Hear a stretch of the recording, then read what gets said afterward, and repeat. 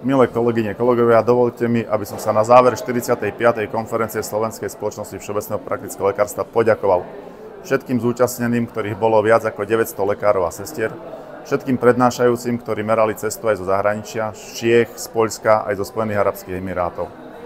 Ďakujem všetkým lekárom, ktorí sa prišli na túto konferenciu pozrieť, pretože bez nich by to nebola konferencia, ktorá patrí medzi najväčšie konferencie na Slovensku.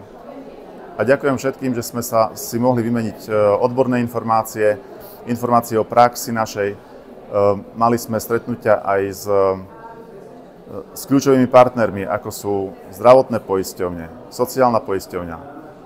Prišli partneri aj z Ministerstva zdravotníctva a ocenili bohatý program konferencie, ktorý prebiehal skoro v 7 sálach a bolo veľmi veľa užitočných workshopov, kde si lekári mohli priamo vyskúšať nové možnosti, ktoré prináša budúcnosť. Je to napríklad tzv. Pokus, čiže sonografia v praxi všeobecného lekára.